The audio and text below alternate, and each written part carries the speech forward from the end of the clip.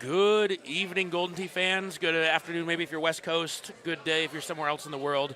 We are back live here at Callaway's in Columbia, South Carolina. We're bringing to you the Speedrun Tournament, a event that was run at Worlds this year, that was run here last year, but it's kind of exclusive to this venue, to this tournament.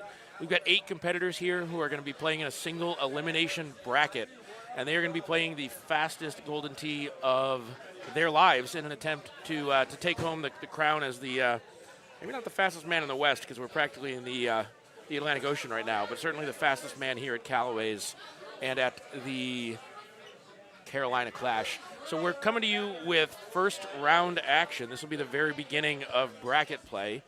On screen right now, you can see Jason Loschiavo, number 1 qualifier in the speedrun qualifying that's been taking place this week.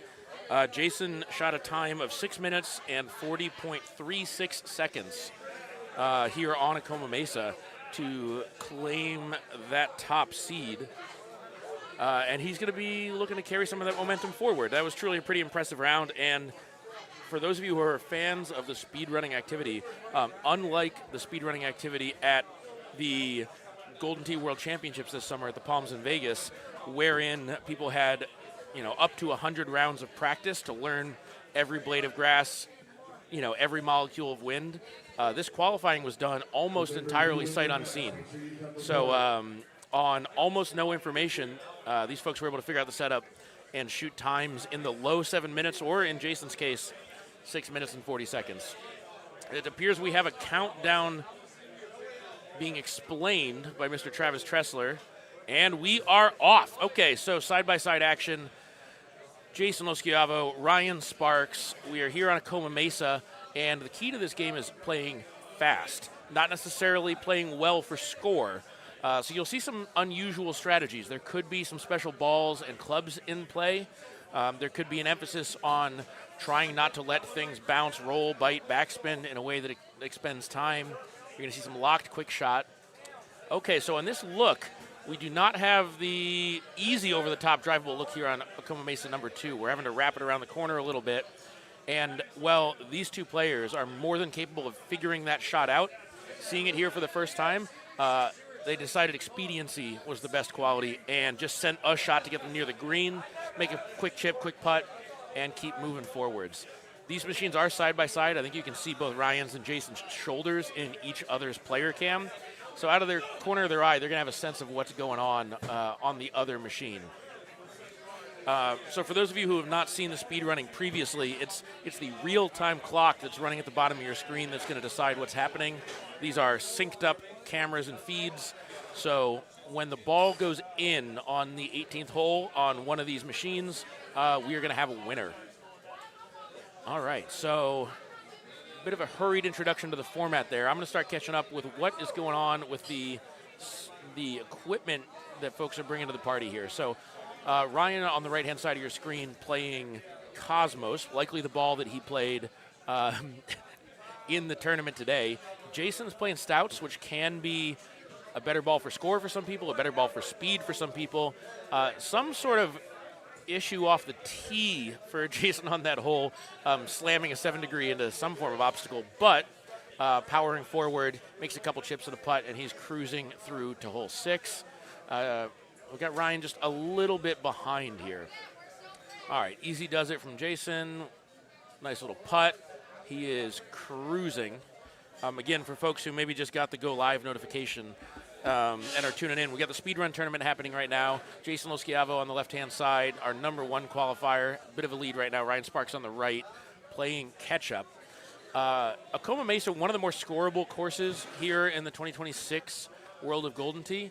But there's plenty of room for some big swings on the back nine where an errant shot can lead to some issues with terrain, vegetation, or other things that could eat up some time for any of the players that find themselves with a lead over the course of this event this evening. Jason waiting on the load in for hole 8. Quick adjustment, seeing that left to right wind, trying to get it up above on the slope. Comes in a little hot. I don't believe he intended to play roll, trying to be a little bit quick on that spin button. Quick chip back, nice easy putt here, and he's moving. All right, so we have Jason maintaining just about a one-stroke lead. Ryan with a much quicker time here on hole 7, though. That's going to close the gap quite a bit. Jason comes in with a nice little high tee, a little bit of a bend, 10.5 to find the fairway. Backspin here, probably the right approach to ensure that you get a putt you can make. It will spend a little bit more time traveling across the green. Ryan, similar shot out into the fairway. He is thumbing a nice little bite here. That should sit right close, and he'll knock that right in. One of the oddities of Golden Tee speedrunning is that you are not trying to play too well. So if you get great shot points, or if you get a hole out, a double eagle, a hole in one, something like that, you actually trigger a replay, which can delay the action for a little bit. So the perfect approach shot is usually something like a bite that sticks close, doesn't move, and stays at about 6 or 7 feet, in which that great shot point threshold isn't triggered. And we've seen some of that so far. So continuing on, Jason driver over the top into the wind here, popping that onto the green. The backspin plus the headwind brings that back off. I don't know if he found green or if that hit the lip and kicked back a little bit. Quick pop up.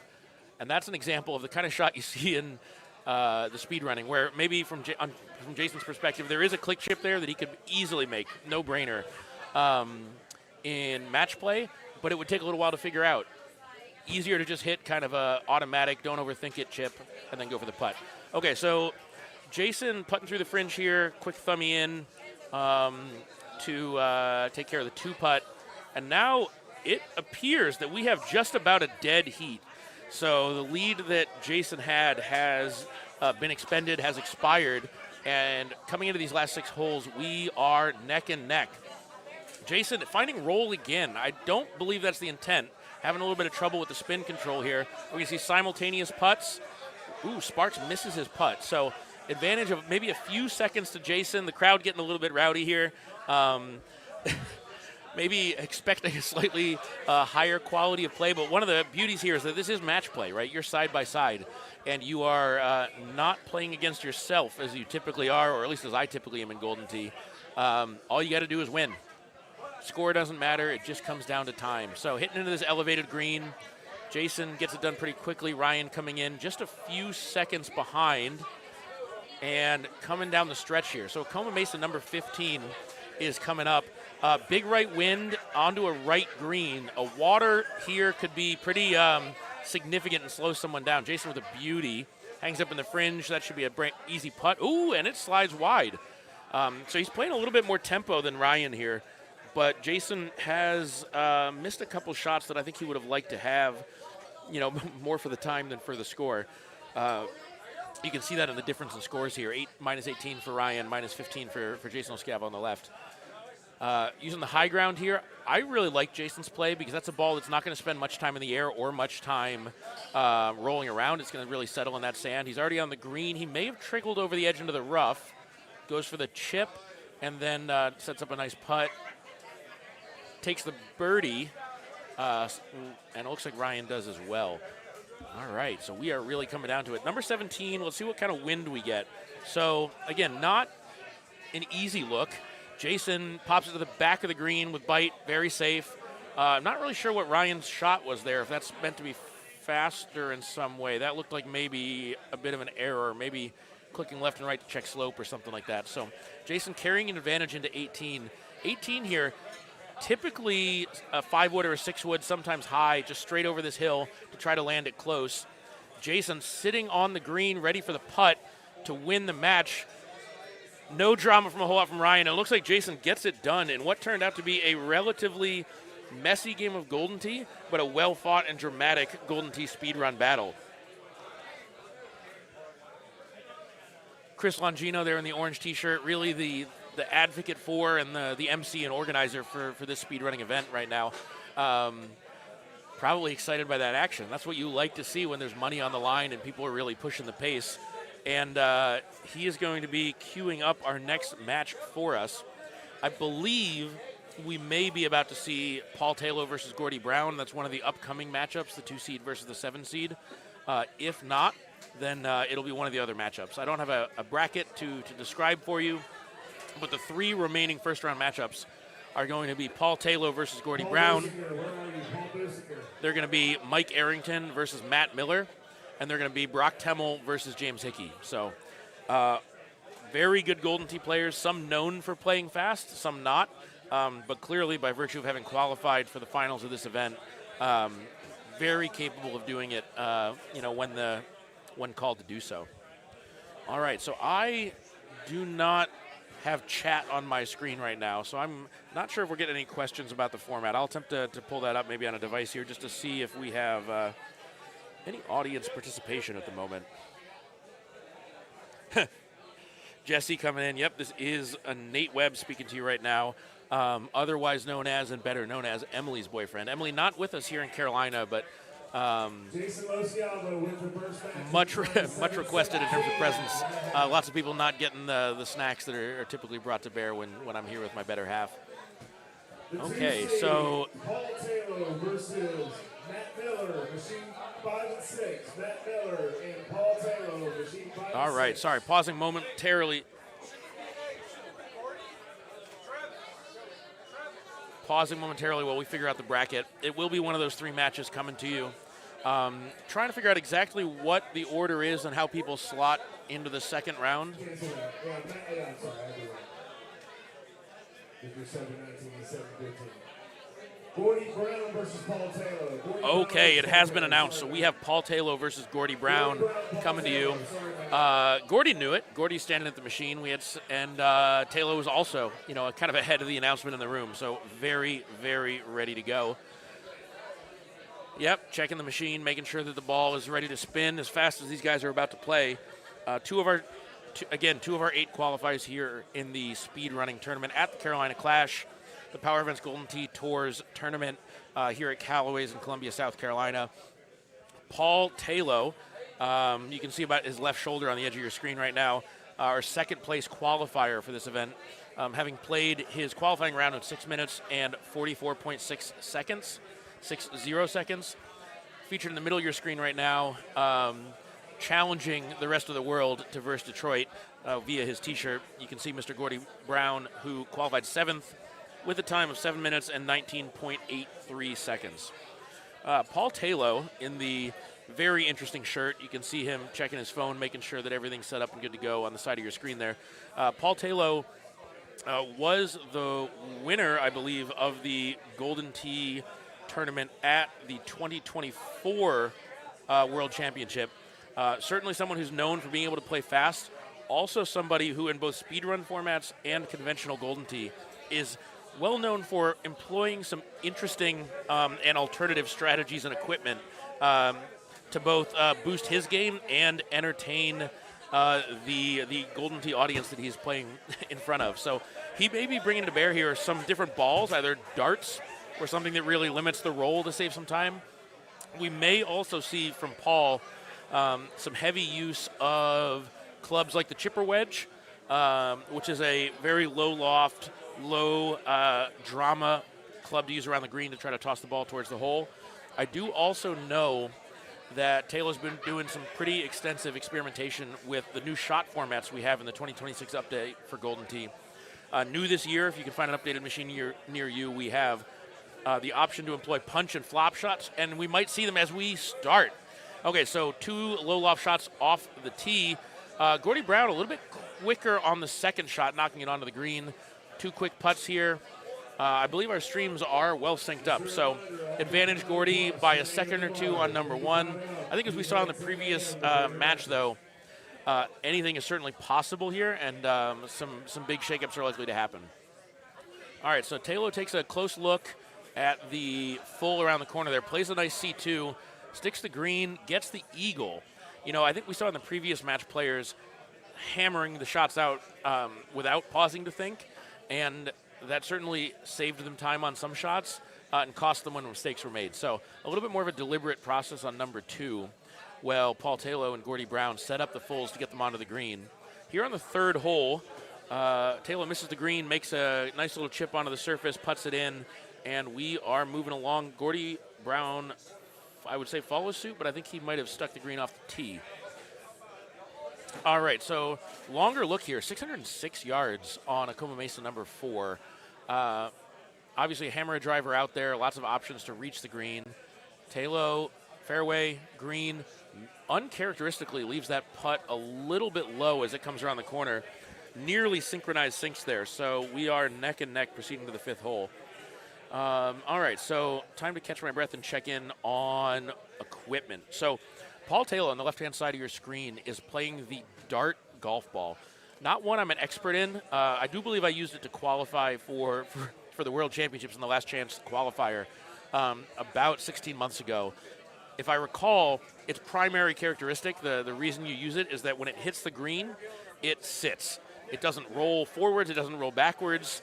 You know, obviously comparatively to other balls, it moves some.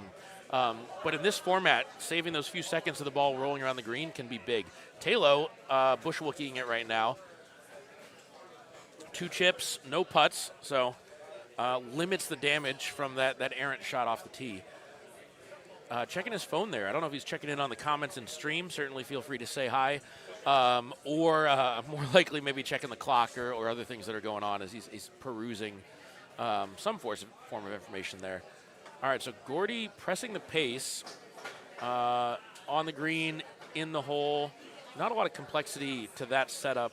And we're moving forwards to hole 8 here on Acoma Mesa. Gordy Brown carrying, I don't know, to my mental experience, maybe a 6-second lead. Sticks the green. Talo does not put spin on the ball. It rolls out a little bit. They both make their putts, and we are just about tied up here again. Hole number 9. So can be a bit of an interesting look. You got to play a little bit of shape typically off the tee here to get over to that first fairway.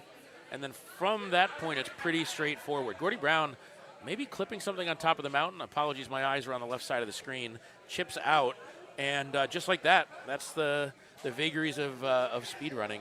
We have a big swing. Gordy's, small single-digit second lead appears to have gone the other way to the tune of maybe 6-8 seconds for Paul Talo. So we talked about the dart ball that Paul is playing on the left-hand side of your screen. Gordy is playing the tried and true Breeze ball for veterans of the Golden Tee world, a ball that was for a long time known as the Stout.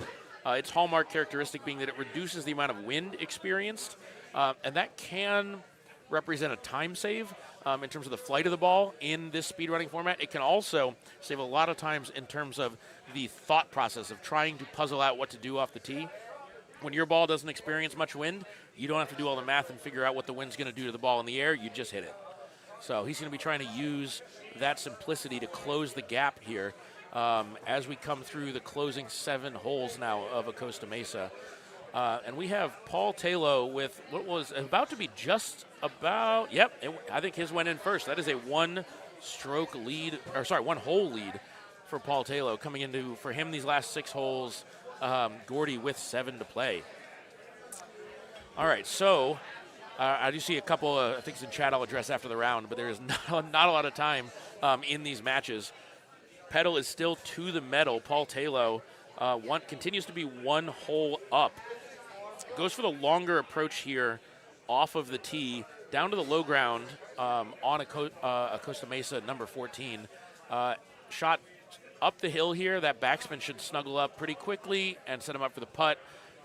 He is putting in on 14 a little while after Gordy putted in on 13. So Gordy has closed a little bit of that gap in terms of holes. That may just be the time shift due to one player playing a par 4 that can be driven, one player playing a par 5 that takes a little more work.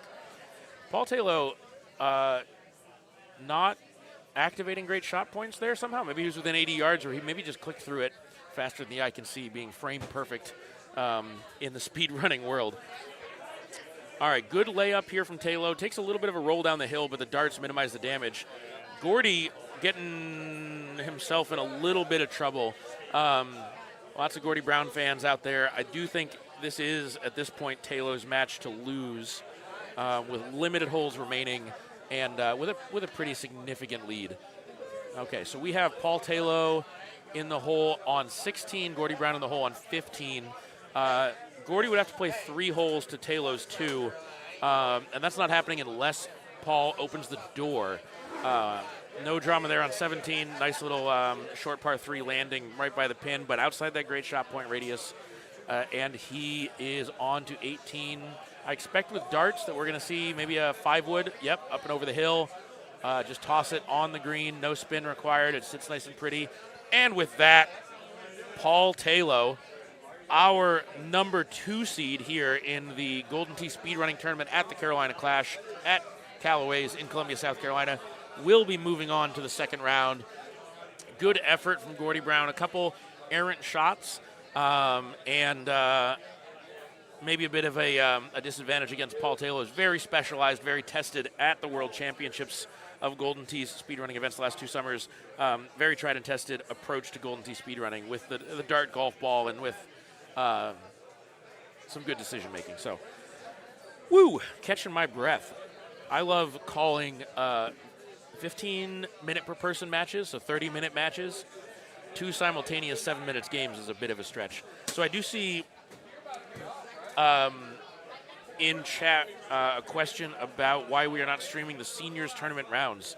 So that is a good point. I think we may have had an opportunity to squeeze one match in.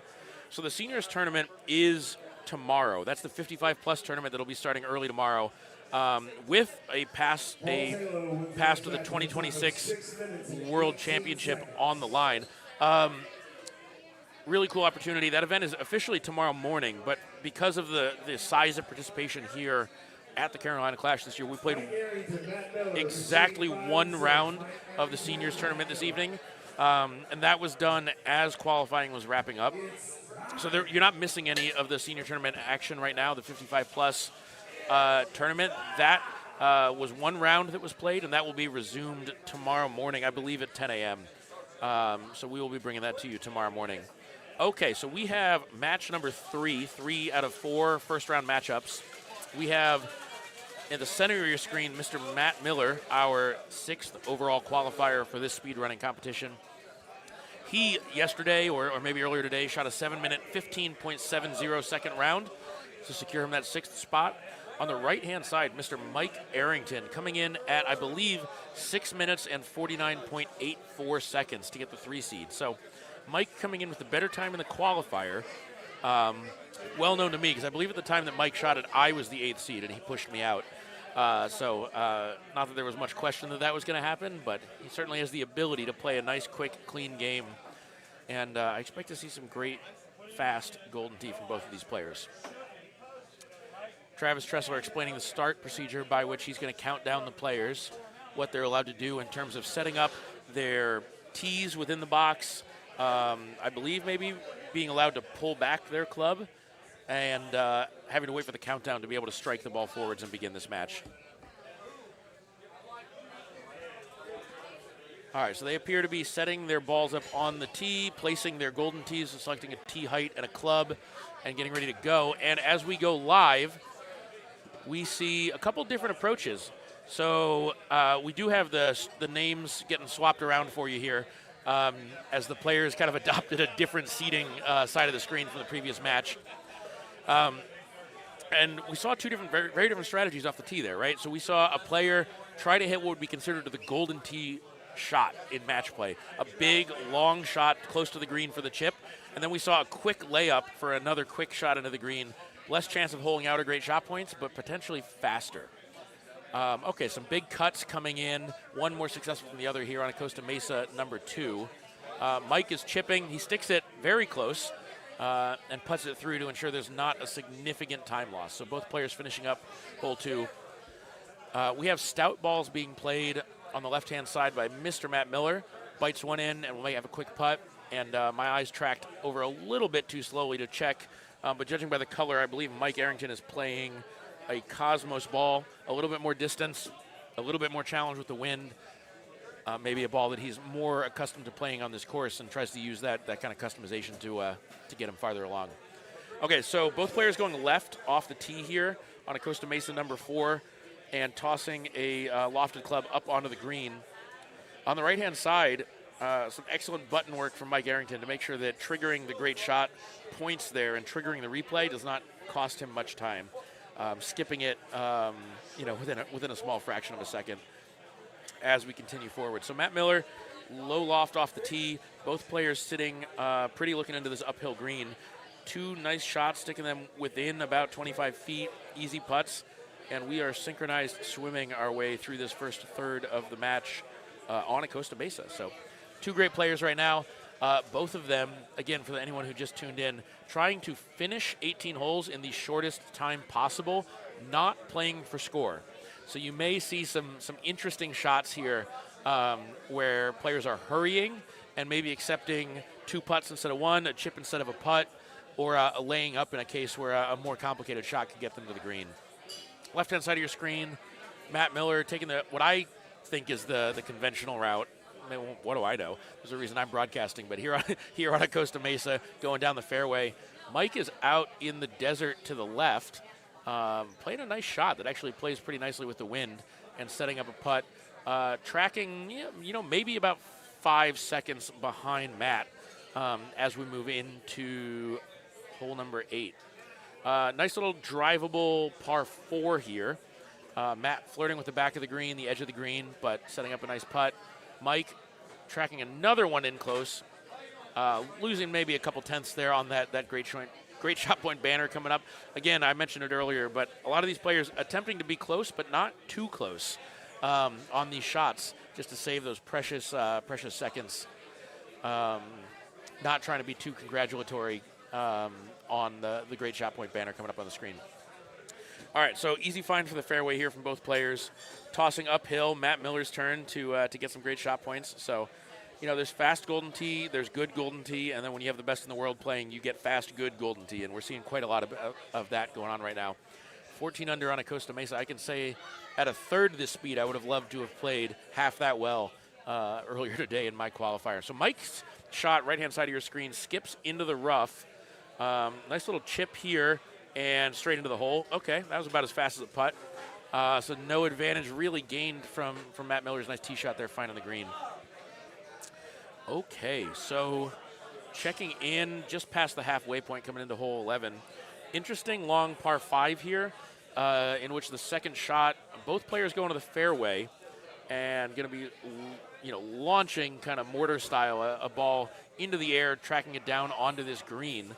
Matt unable to reach, I believe, due to the stout golf ball and his positioning off the tee. Cost him the price of having to hit one more shot there. And that has opened up a little bit of a gap in which he's putting out, and Mike Arrington, I was about to say, has found the green on the right-hand side, but that actually is not the case. So Mike not seizing that opportunity to the fullest degree, does find a quick chip onto the green and makes the putt to maintain a lead of only maybe 3 seconds here as we head into the final 6 holes of a Costa Mesa. So Matt Miller, Mike Arrington, giving it a little bit of thought here, as this can be a little bit delicate with this big tailwind, particularly for Mike with the Cosmos getting that extra boost from those gusty tailwinds, bringing it onto the green. Makes another chip from the rough there. Really key to be able to do that in these speed running activities, where you don't have to set up another putt. You don't have to wait for the ball to roll across the green. You just go for the dunk. All right, we got some rowdy crowds getting crazy about something in here, and I hope it is about this awesome, faster than you can believe golden tee that we're seeing. Matt Miller on the green, putt is in. Mike waiting for the load and misses the putt. All right, so with 4 to play, Matt does have an advantage, but again, that advantage is probably smaller than maybe one mistake, honestly. A little bit of shape on the ball, trying to fight the wind as he tosses it towards this green. Both short and spending some time rolling down the green. So if Mike can find the short stuff, he can make some time up. Not the case here.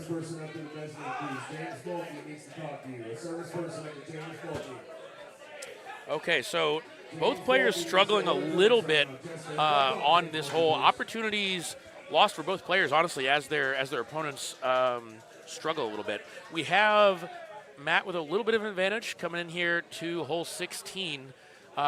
Really a shot that's about positioning your tee shot. Both of them going for the high line to get the ball to sit quickly in the sand and set up this nice straight or straight-ish wind, in Mike Arrington's case, shot up onto the green. Neither of them finding the putting surface. So we see a couple chips here. If somebody makes it, that could be a pretty big difference. Matt Miller already with the lead, makes the chip. Mike not only misses the chip, but goes off the green. So hoping for a little bit more on that look. And I know I think I say it most matches, but you do eventually reach a point where this is one player's match to lose, and in this case, it is Matt Miller's match to lose. I'm not sure I could say that many more times fast. So he is teeing off on 18 before Mike is in on 17. 18 here on a Costa Mesa, not a difficult hole. The Stouts are going to need a little bit of extra oomph to get them there. He is pretty short, but he critically leaves himself a straight putt, or at least a non-obstructed putt to the hole, and he is in. All right, so Matt Miller taking down the victory in this first-round match at the Carolina Clash speedrunning tournament over Mike Arrington. Two players both playing very quickly. Ultimately, I think Matt Miller's quick play was at least a match for Mike's, but I do think the cleanness of Matt's play there was maybe a decider. I'm not sure I can quite believe it, but I believe he shot a 27 under there in about 7 minutes. If you can play fast and you can play well, you're gonna be an excellent candidate for performance in the speedrun world. Okay, so we have one remaining first-round match that'll be coming to you soon. This is going to be Brock Temmel, this year's Nashville Power Events Golden Tee Tour Tournament main bracket champion. Also, apparently, a pretty speedy player, up against James Hickey. These are our fourth and fifth qualifiers. Brock, the fourth qualifier, just visible on the right-hand side of your screen, 6.5393, or 6 minutes 53.93 seconds in qualifying. James Hickey, a relatively sedate 7 minutes and 11.83 seconds. So we have about 18 seconds in it in terms of the qualifying time between these two gentlemen. That may be an outcome of different strategies. It may be an outcome of the performance and the precision of the shots or the speed of execution. Whatever the decider was, it'll probably be something different in this exciting match that we hope to be bringing to you here pretty soon. All right, so let me pull the stream up here real quick and see if there's any chat I can try to address pretty quickly as we're getting through it. So a couple questions here answered by the very helpful Ben Vaney in chat. Yep. So we do have, I believe, 6 of the bars machines or other local machines here this weekend, but Power Events did bring 24. There is also a conversion machine over here in the corner, a Golden Tee PGA machine that's not being used for the tournament, so there have been some locals getting some stretches out over there. Okay, so we are preparing the countdown. It looks like both players are selecting balls and equipment. They are positioning their tees. They are executing their backswings, and they are preparing to launch this tournament as Travis Tressler looks for the heads up from production. 3, 2, 1, and we have Golden Tee. So 2 shots out there. Nice, well positioned in the fairway, and no one trying to be crazy. Everyone trying to set up a nice, easy landing and an easy putt to get out of the first hole with no drama. All right, so moving to hole 2. James Hickey on the left-hand side of your screen. Brock Temmel on the right-hand side of your screen. 2 great Golden Tee players here trying to play great Golden Tee fast. Stouts on the left-hand side of your screen. James Hickey playing the ball that gets a little bit less distance, but is capable of cutting through the wind. Brock Temmel playing the, what I'd say most popular at the top levels of the game ball right now for conventional match play Golden Tee, playing the Cosmos ball that gets more distance, does experience full wind.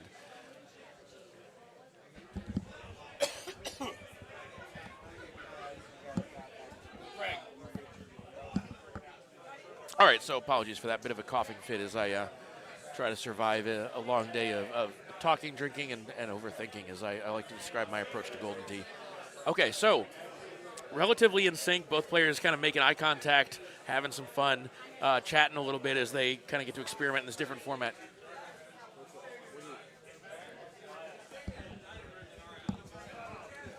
The very helpful Craig Sander giving me a co-caster right now. He could put the headset on in Crowcast, but mostly he delivered my bucket of Miller Lights and put it in the co-caster's chair. So, true. Dealer's choice. All right, so back to the action here.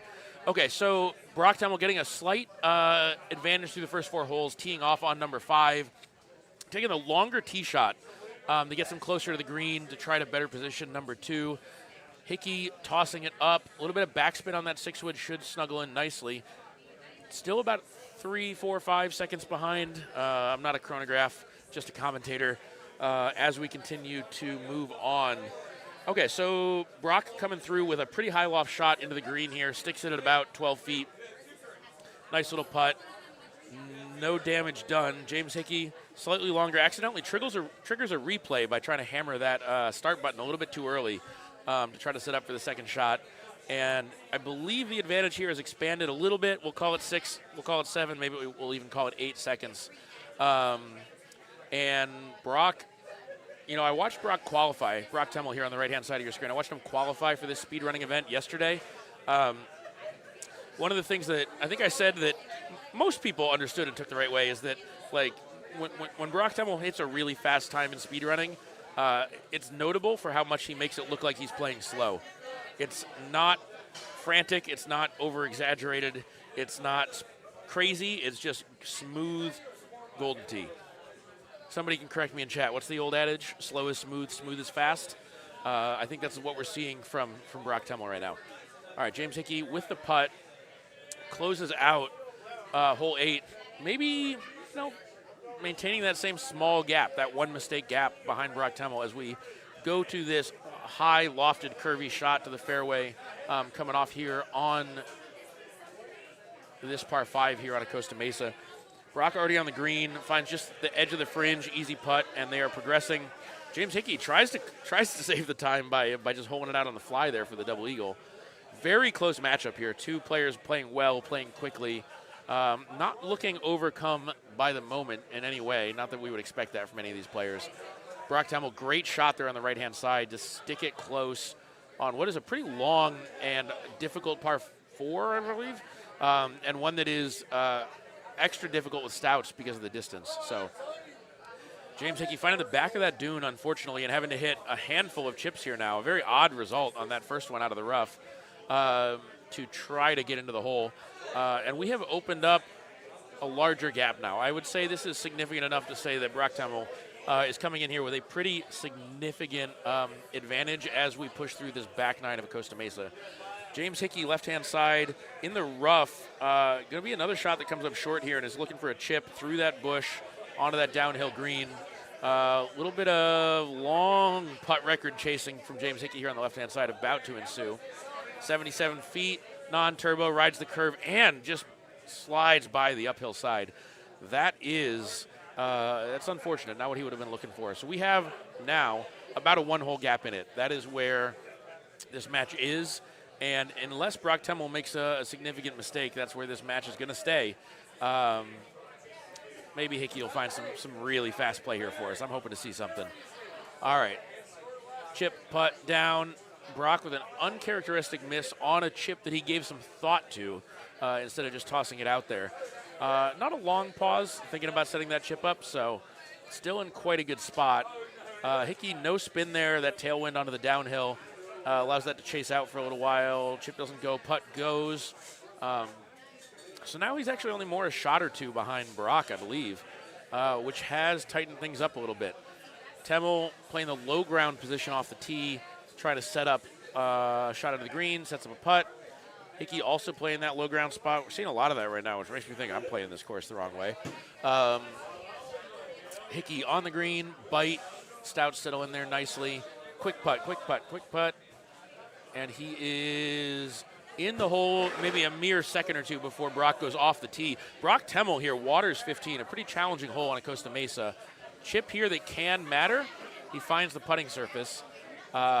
If James Hickey can stick the green here quickly with stouts, which he's more than capable of doing, or make this chip, we will continue to have a little bit of drama as we roll into 17.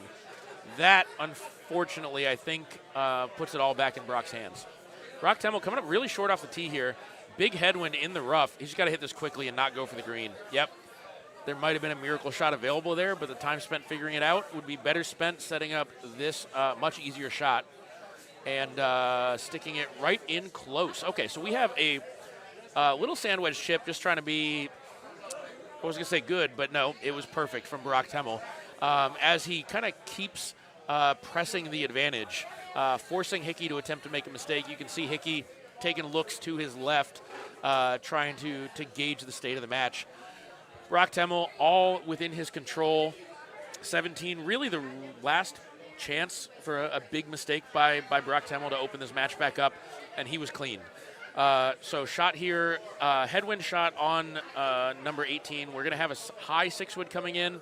Looks to me like it's going to be pretty much perfect. And with this putt, Brock Temmel comes in with the close, winning this first round matchup and becoming our 4th player in this speedrunning tournament to advance to the semifinals, of this speedrunning tournament.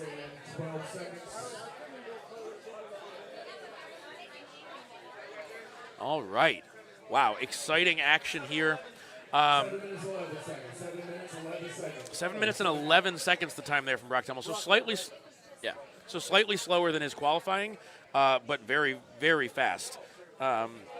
Especially, under the lights live with the cameras and seeing this brand new look on a Costa Mesa for the very first time. So impressive round there as we await what will be some second round action.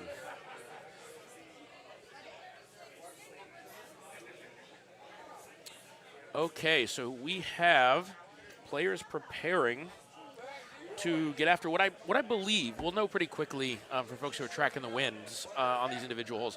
I believe they're going to be playing that same setup again for the rest of the tournament. So the players have now seen these looks. They have, in the frantic action of playing this speedrunning event and playing those first round matches, they've hopefully filed away some mental notes on how to attack these speedrun rounds even more quickly as we progress through the tournament. We may see some adaptations. We may see some different tee shots on a number of holes. And I expect we will see some faster times as this event continues. Okay, second round action. So we have Mr. Paul Taylor versus Mr. Matt Miller in this second round matchup. Coming to you live here momentarily as the players begin the process of logging in for their round of a Costa Mesa, setting up their bags, their balls that they're likely continuing on with from the previous round and preparing to go. Thumbs up has been given to Travis, who will be ready to count these players down once they're ready to go. So 2 players here obviously coming in confident, having qualified for this event, confident, having won their first round matchups, and knowing that this match that they're about to play is for a berth in the finals. Paul Taylor coming in with the experience of having competed in speedrunning events multiple times. Matt Miller coming in with the experience of having been fast as hell in his first game. So we should have some exciting action right now. Players setting up, players chatting, players joking. Everybody's having a great time. We had a great day of qualifying here on qualifying Saturday for the Carolina Clash at Callaway's in Columbia, South Carolina at this Power Events Golden Tee Tour event. And lots of stress in the qualifying, lots of pressure. These players obviously experiencing some pressure right now, but also just really enjoying the treat of having this speedrunning event as an additional kind of little add-on. And we're off. Tee shots coming in. All right, so 7-degree driver for Taylor, low loft, low hang time, high pace of play with those darts that I believe he's playing again here on this first hole, using that chipper wedge. Matt Miller, though, not having found the rough, actually, I believe getting that one in just a tiny bit quicker and carrying that 1 second advantage that I'm sure won't swing at all into the hole number 2. Okay, tailwind, 8 mile an hour, a little bit of a full. Backspin holds the green. Matt goes straight over the top, coming in even with stouts on that high tee, either 8-wood or 9-wood to reach over that corner of the house. Taylor's kind of lower loft, quicker landing, backspin full that he was prepared for there, giving him a time advantage, and he is playing quickly off the tee. One of the hardest things to do, honestly, for you Golden Tee players at home who may be watching this and have not tried it, trying to play fast, trying to not let yourself spend too much time thinking about what you're doing and to just start doing is challenging. It's hard to force yourself to do it, and once you force yourself to do it, it's hard to do it well. 2 players here who are demonstrating great examples. Paul Taylor, spends a little bit of time here canceling out the replay offer for his excellent hole out from the fairway. Saves him the time of a putt, but does cost him some load time. So really a beautiful golden tee shot from a great golden tee player. Not really much of an advantage gained there. That's the intrigue and interest of the speedrunning format. Okay, so Taylor up onto the green, darts, backspin, sits. Very small advantage here as Matt Miller also putts in neck and neck, honestly, like down the stretch here. Really just front nine action. Both players trying not to put themselves in a big hole, not looking for any hero plays to try to find an advantage. Both of them close. See, Matt Miller gets in just slightly earlier, that ball settling on the green. So 1 or 2 seconds in it each way as both players try to push through this event. Paul, again, maybe, checking some good Golden Tee memes on the phone there or doing something else on the left-hand side of your screen. Matt Miller on the ground, playing his stouts. Going to play an 8-wood into the green to Paul Taylor's 10.5 from a slightly different setup. Neither of them on the putting surface officially, but Matt Miller able to putt from the fringe. Paul Taylor, chipper wedge goes burr from the rough, and no time lost. It's amazing when you can putt from just about anywhere and anything. All right, so Matt, I think trying to play the wind here a little bit, not quite getting it right. Maybe Cosmos player switching to stouts and not getting the right read on it. That chip is going to trickle down the green before he can putt. It does swing the lead of this match, but again, I would consider this a dead heat at this point in time. Really nothing in it until we get farther in this match in terms of there just being a couple seconds either way. All right, Paul, big bendy full to the fairway and sets up a quick little 5-wood shot here. No spin on it, so it'll just land up there in the fringe. That might be just over the edge in the rough. Means we get more C-wedge. Man, C-wedge plus darts is a powerful equipment setup for navigating the perimeters of these greens on a Costa Mesa. Matt Miller just finding the green now, and Paul Taylor is going to be off the tee on number 10 before Matt Miller closes out the front nine. And that is going to be a pretty big swing, especially with Paul Taylor playing probably the fastest hole 10 that we have seen so far. We have a one-hole gap in it, just over a hole, as Taylor gets off number 11 before Matt Miller gets off number 10. Difficult second shot for many into this downhill par 5 green that Paul Taylor just landed. Not difficult for him in this instance. Finds the eagle with a nice clean putt and has an opportunity here to play a very fast 12th hole on this par 3 to this descending green. While Matt has to navigate a par 5. There is a pretty significant margin in this round right now. Paul Taylor obviously playing on the machine directly next to Matt. Can see how the match is going if he bothers to divert his focus and look across to his left. I don't know at this level if these guys are going to adapt their strategies knowing that they have that margin of, call it, 20 seconds, or if they're just going to continue to play their game the way that they like to do some of the speed running activity. Matt Miller, great shot into the green, quick putt, doing what he can to keep the foot on the gas, close this gap. Paul Taylor, short, that didn't look good even off the club. A little bit of a cut on it. Finds himself down here in the sand, goes for the sand wedge play. I think Paul makes that shot 9 times out of the 10 into the hole in tournament play, but he would have to spend some time thinking about it in this format. Nope, just toss a sandwich on the green, take the quick putt. Again, saving time matters. Strokes don't matter at all. Okay, Paul Taylor playing it into the, we'll say the landscaping there a little bit with a ricochet onto the green, backspin towards the hole, quick putt. He is now 2 holes up. I think he is aware. I think Matt Miller is very aware that the pace of play on Matt's side is not what he had been hoping for in this event. Taylor coming into the 16th green, playing a nice little bend, goes off the green into the rough, doesn't matter, C-wedge, doesn't even think. Truly impressive rate of play right now. For anyone keeping score at home, I know this isn't a score event, Paul Taylor is on pace to shoot a 30 under, likely in well under 7 minutes, which is, I would say, amazing. You could also just describe it as Paul Taylor. So some truly great Golden Tee. He knows that this is going to be, for him, probably a 5-wood up towards the green. He's hit this shot before.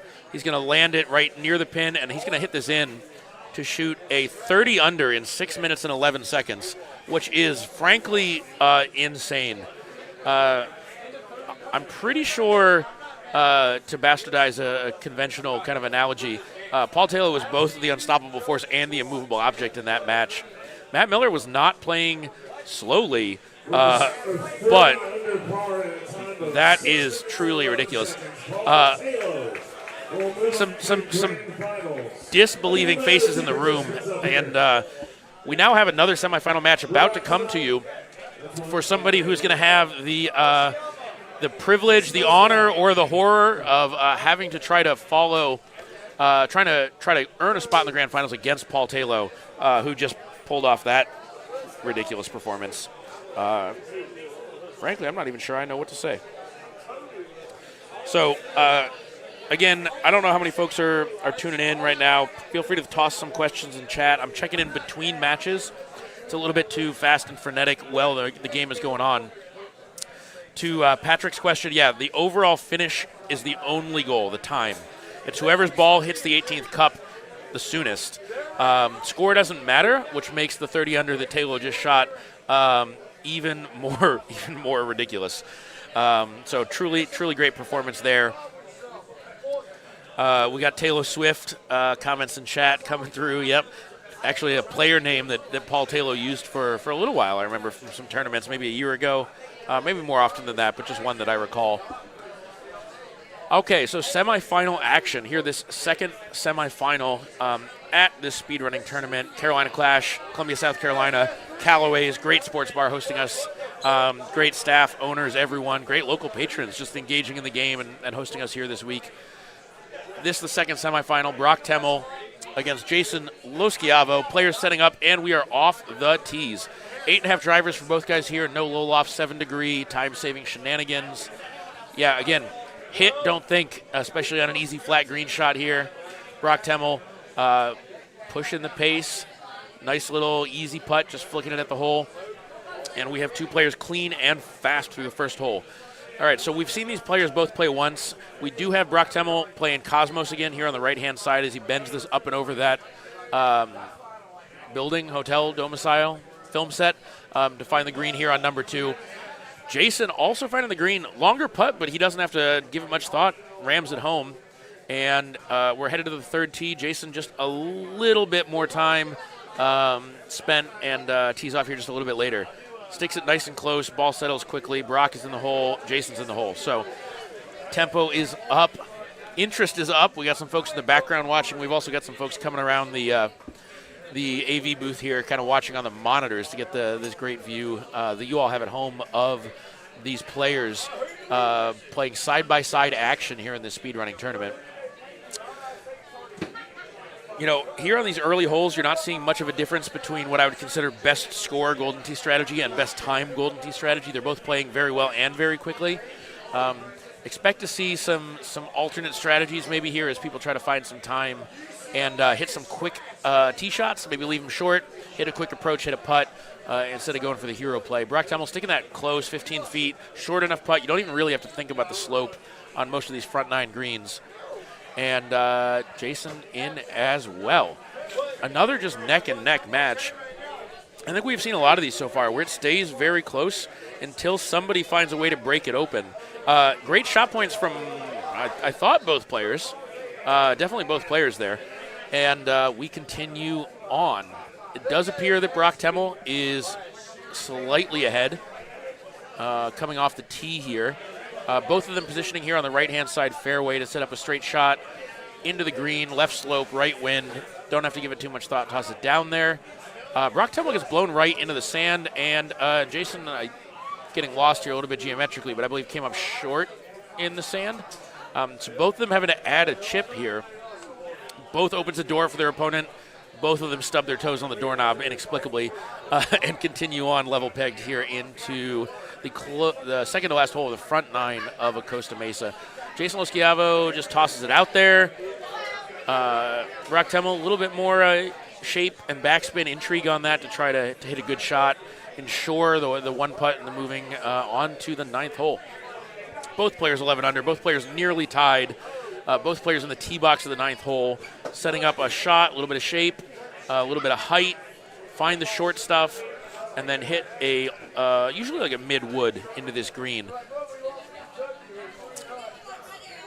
Both of them playing quite clean to their credit right now. You know, a couple maybe missed greens, but in general, slow is smooth, smooth is fast, and we are seeing some very fast Golden Tee at the moment.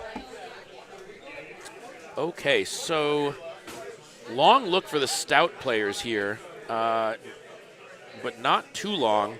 Jason, perhaps with some fringe in his way. This may be a two-putt, which could open up a little bit of a gap. It is. It was not there. The fringe would have impeded the direct shot at the pin. So Brock Temmel gains a few seconds and is taking the top of the hill to the right line here on this par 5 instead of going to the fairway. Jason, fairway player. Jason's going to have a very long shot into this wind with these stouts. 381 yards, so he's not going to reach the green and is going to have to chip. Brock Temmel already in the hole. Again, Brock Temmel playing a ball that tends to require a little bit more attention to the wind does give you some more distance. But that thought and potential mistakes could slow you down every once in a while, though it lets you reach a hole that another player can't and saves you strokes, saves you time. So Brock Temmel in on 12, almost an entire hole. To be fair, a par 3 ahead of Jason Loschiavo.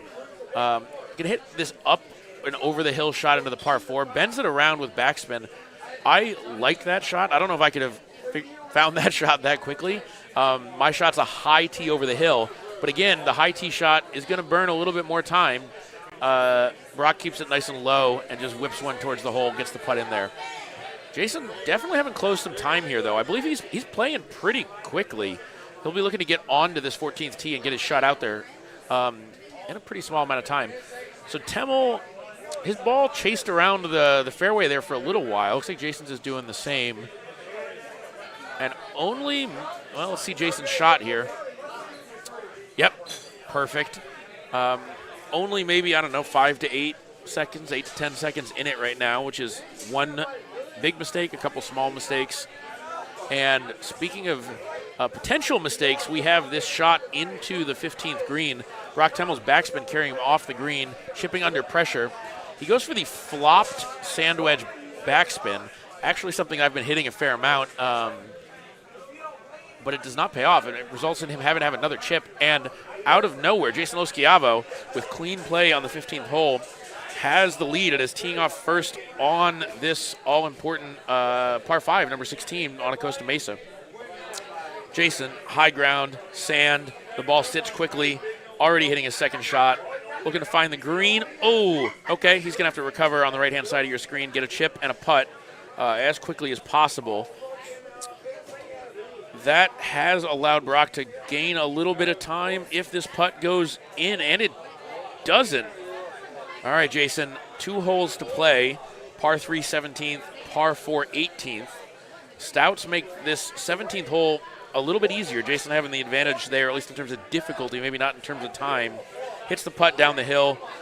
Brock Temmel well placed on the green, expect to make that putt. Jason just needs to find the green with something like a maybe high 5 wood here, high 6 wood with a lot of power. That'll do it. And Jason has this putt to advance to the grand finals and face Paul Taylor. 6 minutes and 47 seconds. Jason Loschiavo, your second finalist for the upcoming grand finals of the Golden Tee speedrunning tournament. Truly an impressive display. And honestly, a match play performance that demonstrates the importance of keeping your head in the game, of not being flummoxed by the fact that you may be down by an entire golf hole or more, and playing your game, hitting good, fast shots in this format, and trusting that if you play your game, good things will happen, and you'll find your way through. So, all right, so comment in chat. Acoma Mesa? Costa? Am I naming the wrong? Am I thinking of a city in California? Could be. Turns out these Golden Tee courses are all new for all of us, including your commentator here, who is commentating for a reason. Not the best player or memorizer of vocabulary. Okay, so we have grand finals action coming to you. These are the final 2 players from this 8-man bracket. in this Golden Tee speed running tournament. They are both 2-0, having won both a quarterfinal and a semifinal match, and they are going to be trying to lay down some truly great times and have some fun here in match play. Yeah, so apologies to chat. I do like being corrected when I'm wrong. I'm not sure why I had the word Acosta Mesa stuck in my head. It's Acoma Mesa. You got my back. If there was a 7th course, that'd be great. With these guys putting up these times, it does feel like an entirely different and new course. But this is Acoma Mesa. Hopefully some of y'all at home have been able to get some reps in on updated machines, playing some 2026 Golden Tee. If you have, you've probably found out that there are difficult Golden Tee courses out there. Acoma Mesa, the least difficult in my mind of the new ones, but not without challenge. Lots of stuff coming in here. Hey, ball busting. Thanks, Brady. Ball busting is certainly allowed, both from chat and from competitors. Uh-oh. I believe we may have just had a false start or an attempted false start. Okay, here we go. The countdown, 3, 2, 1. Finals action coming to you live. Paul Taylor, dart ball, 7-degree driver. Jason Loschiava, Stouts, 8.5-degree driver. Coming off the tee, tossing it up onto the green. Couple quick putts here. Hole 1 is not where you are going to see a delta in this match. It's going to be coming later. Things that I think we're going to want to watch. Paul Taylor, dart golf ball. Lands and stops quickly once you hit it. Quick decision-making from Taylor from his speed running practice. Lets him hit it quickly to get it to stop all that faster. When things get stressful on the back nine and players start missing greens, the decider in Paul Taylor's semifinal match, among many with his excellent play, was the use of that chipper wedge to just casually knock what almost looked like putts in from the rough, from the sand, from anywhere in the vicinity of the green. And much more and better continuing. Already, we have a bit of a gap opening as Jason misses the green there on the right-hand side of your screen on this 3rd hole of Acoma Mesa, and the putt goes in. But as it does, Paul Taylor was already off the tee on the 4th hole, setting up a shot into the green of this par 5. There it is. It says eagle. That's a par 5. About half a par 5. Almost an entire par 3's worth of time ahead of Jason Loschiavo after 4 holes. So Paul is going to have to commit some errors here, or Jason's going to have to be incredibly efficient over these last 14 holes to close that gap up. Again, errors have been the currency of drama in these matches. It is very possible for even the best players to find themselves in trouble on some of these long par 4s and par 5s. And excuse me. And open up some gaps in these matches. So Paul puts it in right there, a bit of a right to left breaker, closes out that hole. Jason, has demonstrated an ability to play exceptionally quickly in terms of hitting the ball as soon as the player appears on the screen, quick decisions, quick putting, having pre-read the break and knowing the greens. So he is actually gaining some time here. Still a little bit of a delta to close as he is in the fairway, hitting into the green as Taylor putts into the hole. Jason would have liked that to go in the hole, or at least stay on the green. So a bit of a challenge there. All right, Taylor bending it around that in-jutting portion of the fringe on this kind of lumpy-shaped green here on Acoma Mesa, closes out the 8th hole before Jason lands on the green. Jason's putt a little bit errant and tracks off the green. So it is clean play and fast play from Paul Taylor. It is fast or maybe faster play from Jason Loschiavo. But it is unfortunately not clean, and the extra chips and missed putts have slowed Jason down a little bit. Jason in the sand here, I'm not even sure that's necessarily a bad thing, but I'm thinking as a Cosmos player. As a stout player, he's not going to be able to reach the green from that sand. So a little bit more of a time loss. Paul Taylor, 16 under through 10 holes, and cruising with approximately a 1-hole lead. As Jason Loschiavo, right side of your screen, teeing off on number 10, looking for this long green coming down through the rough, holding on for a likely chip or a putt uphill from the rough, but quicker than overthinking a chip. Paul Taylor in the hole, Jason Schiavo in the hole. Unfortunately for Jason Schiavo, these are two different holes. Paul Taylor, one hole up, hitting a big curvy shot, plus spin, backspin, dart ball into the green, left side of your screen, quick putt, and he is moving on. He is playing a solid round of Golden Tee, and he is playing it at a more than solid pace at the moment. He is going to toss a 6-wood backspin. It's going to bounce on the hill, bounce on the rough, land within 13 feet, knock the putt in, and he is moving. Okay, so Jason is going to have to find a way to make up 2 Golden Tee holes at this point. That is a big ask against Paul Taylor. Again, the man who shot a 30 under in, I believe, 6 minutes and 11 seconds or something along those lines in his previous match. Certainly Taylor's speedrunning tournament to lose at this point in time. We're going to be watching to see if he can improve on his score or his time from the previous round. Again, that's not his goal. His goal is to win. And I expect that we're going to see some consistent play out of him. He's going to use this bounce off the hill with this backspin on the 10.5 there. Just a crazy shot. I think he actually hit that one full click to the left via hitting it halfway between the marks there on the front of the trackball instead of even taking the time to click over. So bringing out some pretty interesting strategies, some pretty interesting shots, some pretty interesting equipment as he continues to hammer the stopwatch. Rare error from Paul Taylor, left side of the screen. He is in the sand. Opts for the sand wedge chip. Doesn't quite get it. I think we'll see sand wedge again. I was almost expecting the sea wedge. So small time loss, Paul Taylor. It would need a much bigger door to open. And unfortunately for Jason, at the same time that Paul commits those 2 small mistakes, Jason's also in the water. Nice chip from Jason. Finishes up the hole. He is moving on to the 16th hole as Paul Taylor putts in on 17. So Paul Taylor, left side of your screen, we're going to the final hole of this speedrunning tournament at the Carolina Clash. He has darts. He has a high tee 6-wood or medium 5-wood, apparently, that he hits up and over here, sticks it right near the pin, and he is going to have a 16-foot putt to become the champion of the speedrunning event at the Carolina Clash Power Events Golden Tee Tour here at Callaway's in Columbia, South Carolina. An absolute tour de force from Paul Taylor, 2024 Golden Tee World Championship speedrunning champion, 2024 Carolina Clash speedrunning champion, 2025 Carolina Clash speedrunning champion.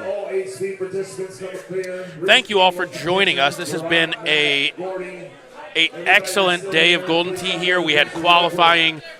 We had a 55-plus first-round tournament event.